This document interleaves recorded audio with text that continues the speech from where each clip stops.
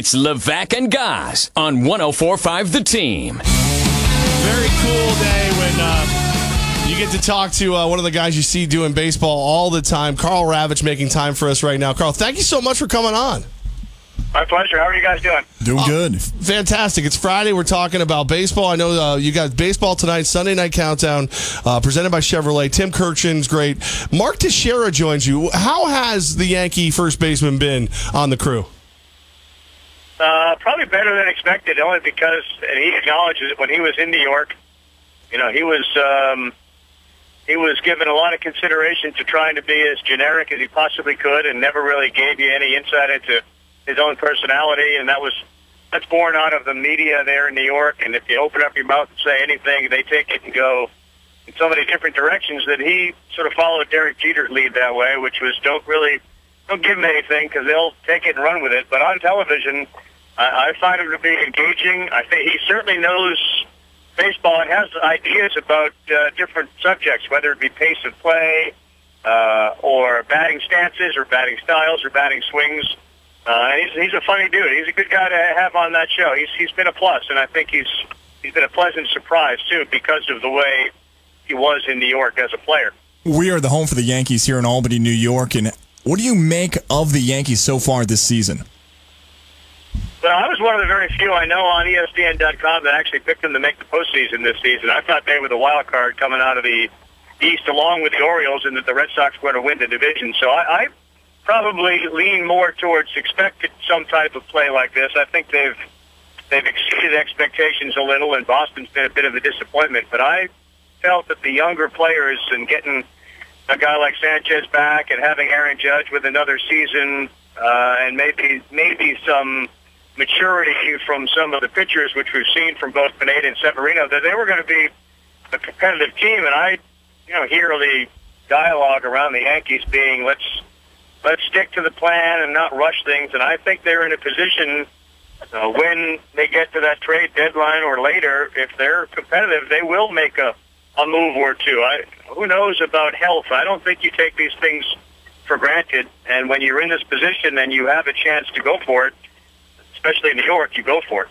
Baseball tonight, Sunday Night Countdown. Host Karl Ravech with us right now on 104.5 The Team. Karl, I got to tell you, Buster only comes on the show once a week, and he said he was like the only guy at ESPN who predicted him to make the postseason. We might have to correct him.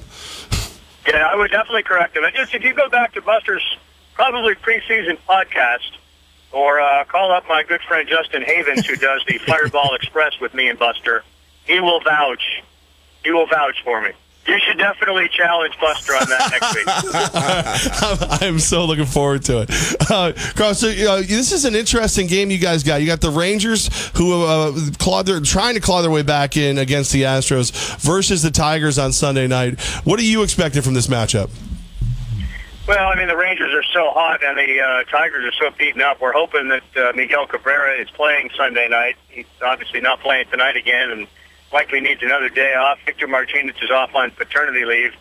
But, they're two good teams, and they were two of the teams. Certainly Texas, I figured, wins the West. And I know that Houston's a heck of a lot better, but I think Texas is a real tough, blue-blood, kind of competitive team with a manager that gives off that vibe.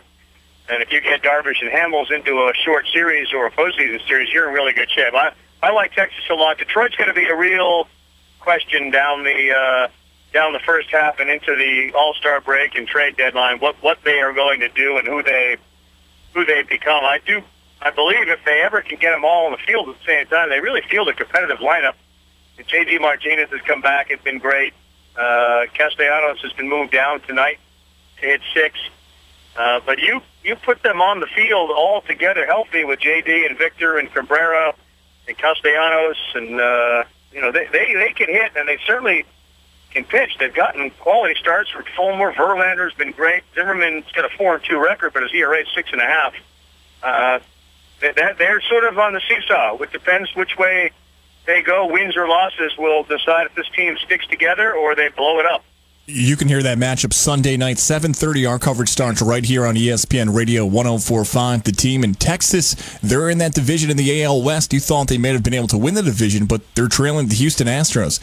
The Astros don't have that big of a lead now here in mid-May that Texas can't catch up to them, do they?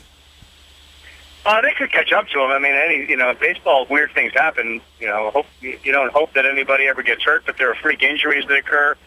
The Astros athletically are probably the best team in baseball. They're young. Keuchel and the colors have been unbelievably great.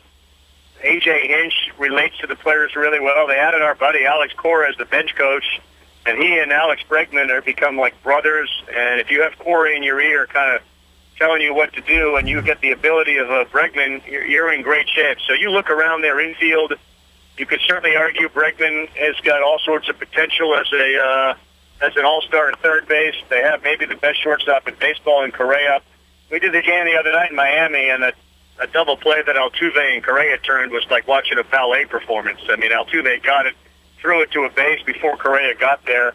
He arrived right around the same time and tapped the bag and threw the guy out at first base. So they are loaded. Their bullpen has been very, very good, probably better than people expected. And they're athletically the best team, but I wouldn't sit here and suggest that because they have a big lead that the Rangers couldn't catch them.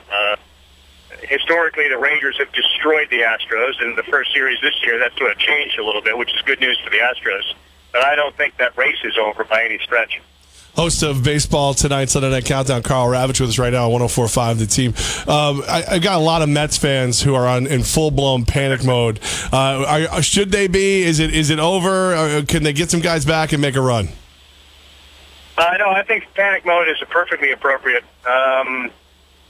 There's a lot of dysfunctionality going on in that clubhouse. There's a lot of big boys that are hurt. I feel for Terry Collins because I really thought last year he should have been a manager of the year given the injuries he dealt with. But here they go again with Cespedes being out, and now Syndergaard out, the Harvey drama. By the way, another team I picked actually to get in the postseason were the Mets, and I would say that I would abandon that pick today if I could and go in another direction. So that's a roundabout way of answering your question. That unfortunately I do think it's over for them in that division because I don't have a great deal of faith in Harvey, Matz, or Syndergaard getting back out there and being productive. And if they could, they would be competitive. But I don't see that happening. And I really wonder what happens to Collins and Alderson and some of those players on that team, given that I don't think they're going to get to the postseason this season. Karl Ravech, you got a fun matchup this Sunday night, the Texas Rangers versus Detroit Tigers, and it's the first Sunday from the seats. Your coworkers, Dan Schulman, Jessica Mendoza, and Aaron Boone are going to be sitting in the stands. How cool is that? Depends on the stands. It depends on the weather a lot. Probably a time zone and temperature type game. If it was West Coast at about 75 degrees, it's one of those great things, or Chicago in the summer, and it's a comfortable day. Detroit is supposed to be nice Sunday night around 8 o'clock. I think they'll enjoy it. If they get an opportunity to get a ball hit to them, that's another win. There was a game a couple of years ago with John Kruk, and it was pouring out, and he's underneath an umbrella, and he couldn't even see the game. So it's weather dependent. It's personality driven. John didn't like it too much. I'm sure Aaron and Jess will be fine with it. They kind of roll with all the punches.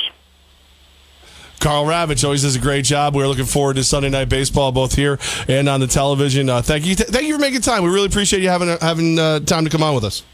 But give me a little update on Albany right now. Where do we go? What's going on in Albany right now? Well, we're about to go. Hopefully, move on to the Final Four in lacrosse. We're taking on Maryland this weekend for the second round of the. That's right. Tournament. We are Team Barry Melrose, and we're anti Scott Van Pelt. So you tell SVP we're rooting against his Terps this weekend. All right. That's true. You are rooting against the Terps. So one of the greatest events ever. Right? Just a quick story. I went to school in Ithaca, not far from you guys, and covered the Cornell lacrosse team in 1988 when they went to the Final Four. It's about as good an event to be at as you can get. So good luck to the Great Danes of Albany in the NCAA lacrosse tournament. Yeah, and we finally have some sun and some warm temps all of a sudden. So if you are going to make your way up here for anything, do it now. It won't last. Good luck. Good luck, boys. Thanks, Karl. Have a great time, man. We appreciate you. Dude, he's awesome. He's awesome.